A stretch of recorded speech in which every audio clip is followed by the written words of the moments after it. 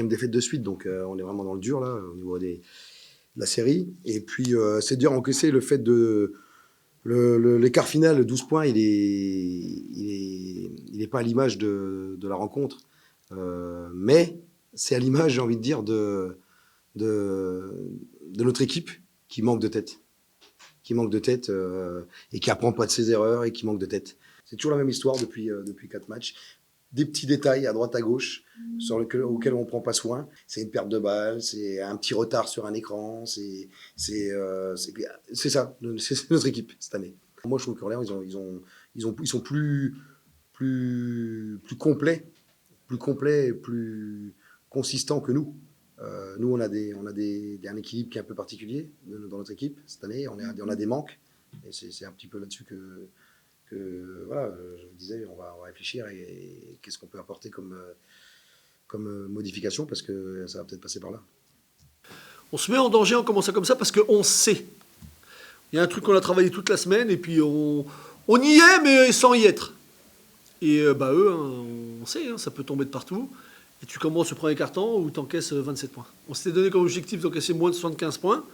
Bon, on n'était pas loin du compte, mais quand on encaisse 27 sur le premier quart-temps, tu te dis, oh merde, ça va être compliqué. Et voilà, c'est incroyable de commencer comme ça. Mais bon, on a eu le mérite de rectifier le tir quand même.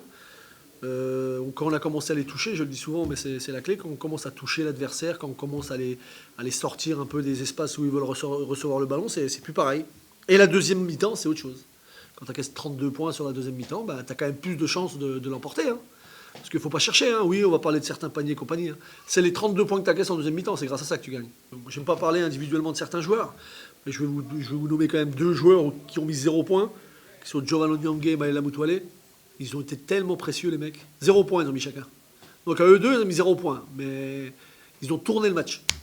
Et après, les autres, ils font le boulot, mais ils sont là pour ça. C'est super, attention. Hein, je ne vais pas sortir ces 2 mecs-là, parce que tout le monde a... C'est vraiment une victoire collective.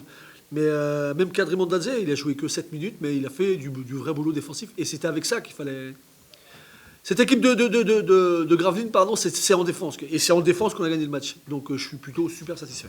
Le résultat était vraiment important. De prendre cette 5e victoire, c'était vachement important avant d'aller à Villeurbanne.